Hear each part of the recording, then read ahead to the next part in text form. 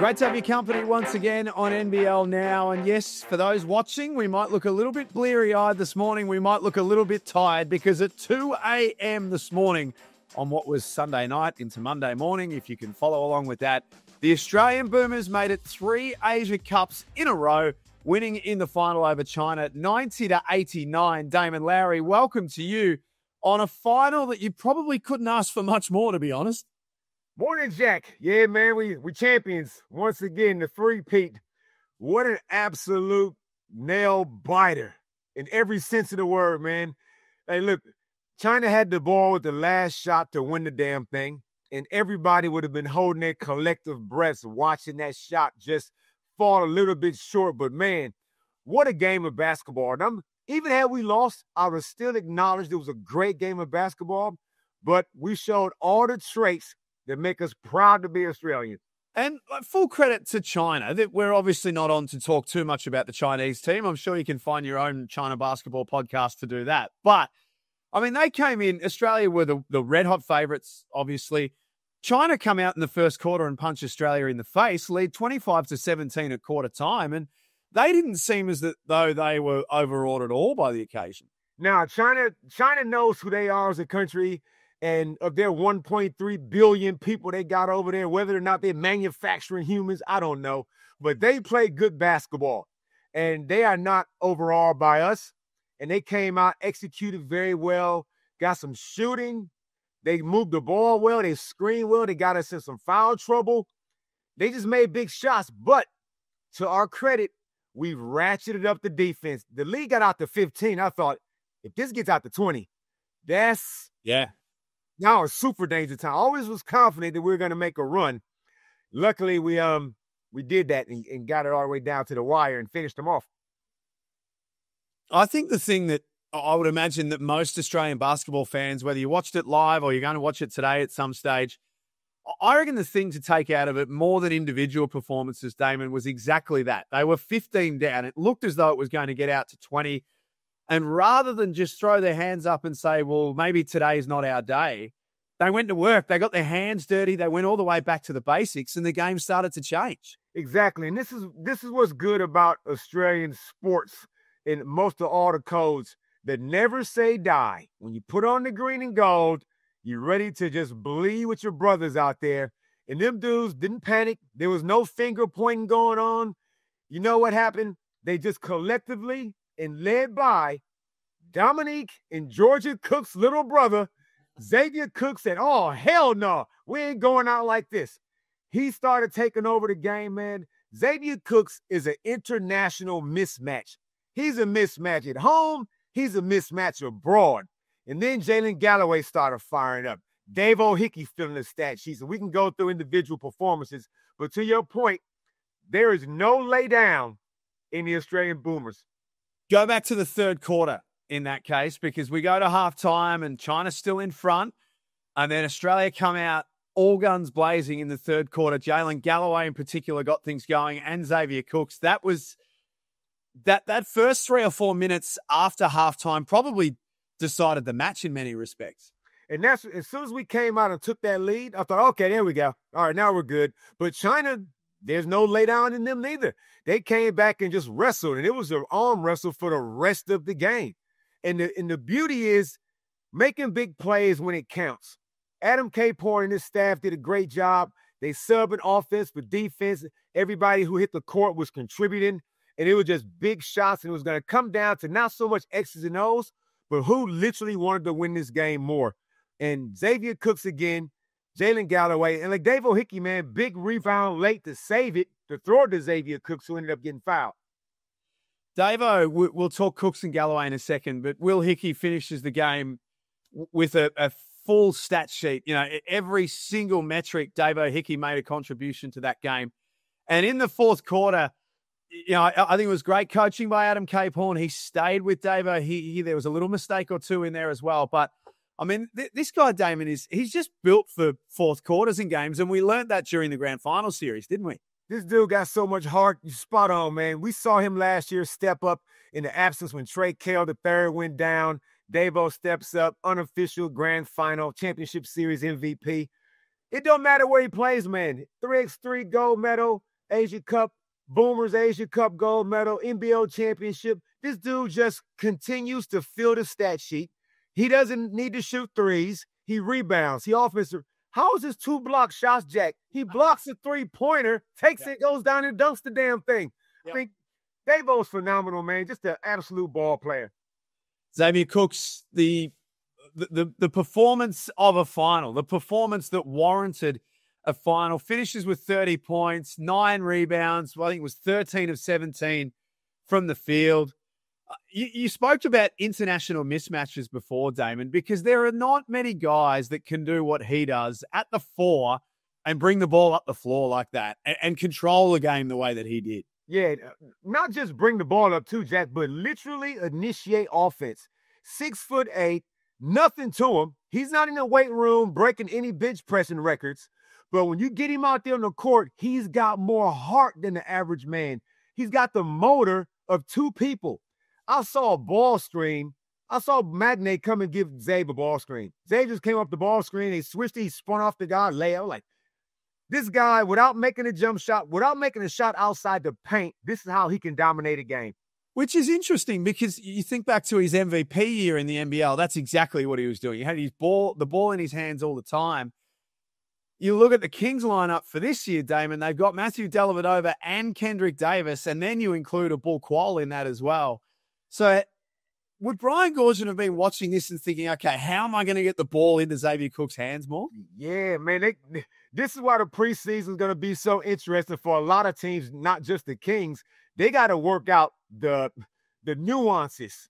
Because if Xavier gets a rebound, don't worry about coming and get the ball. Don't worry about it. He can go up there and make plays. All you got to do is get open, cut off the ball. Another big play he made was when Davo cut, and Xavier just found a nice bounce pass, and Davo gets the and one. He is a playmaking big, a la Draymond Green for the Golden State Warriors type. We could have done 2 separate podcasts on the Asia Cup. We could have done one on the Boomers, and we could have done one on Jaylin Galloway. He's the tournament MVP.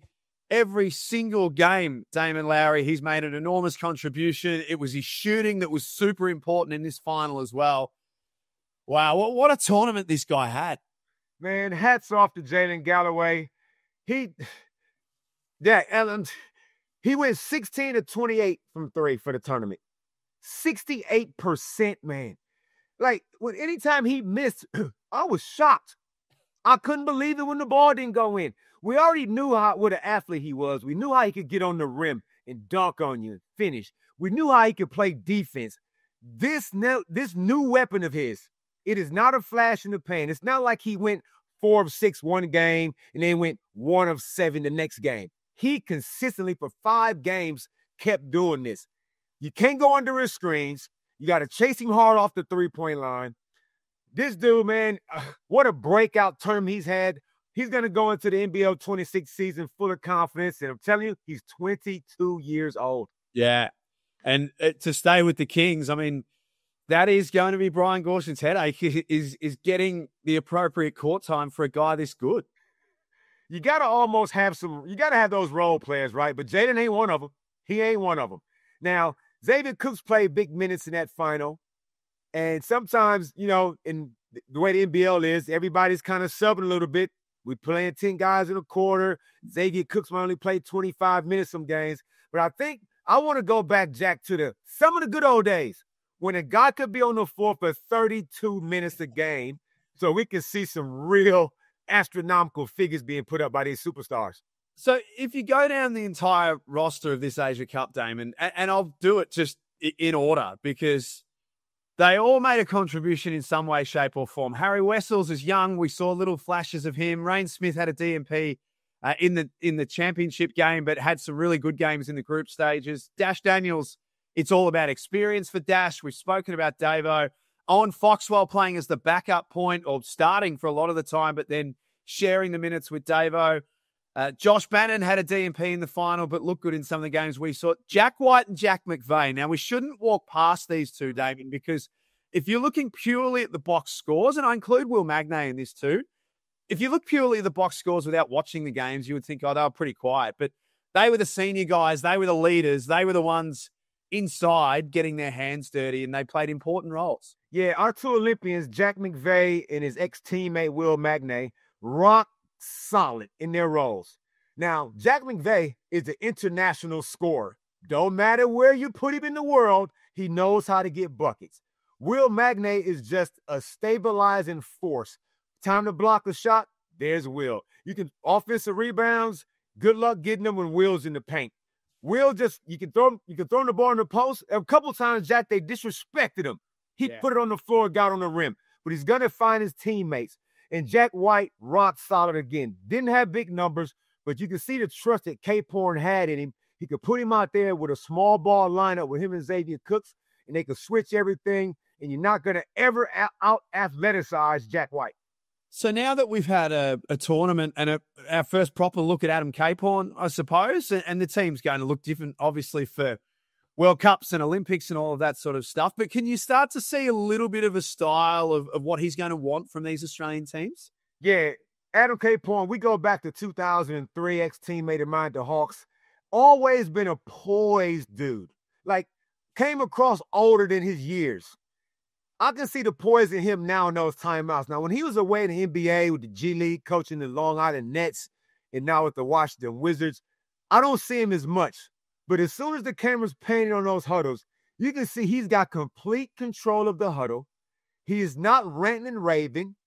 Guys are giving him all eyeballs. He's very concise in his message. And the guys are playing their absolute hearts out for him. So you can see what Adam's doing from an emotional point of view. But then, Jack, just to tweak it, some of those X's and O's, man. I'm watching some of those offensive sets he's running, and I'm going, okay, yeah, this is some nice little tinkering you've been doing in the NBA. And every now and then he junks it up on defense. We throw a little bit of zone out there from time to time just to kind of kill their momentum a little bit. But now Adam is switched on. He's going to be great in the future. Congratulations to the Boomers. Undefeated through the Asia Cup. Now undefeated, Damon, across 3 Asia Cups. It's an 18-0 record at this tournament since we came in. It's hard to do, Jack. It's hard to keep winning when the target is always on your back. And I liked what the commentators said. Any medal other than gold would have been unacceptable.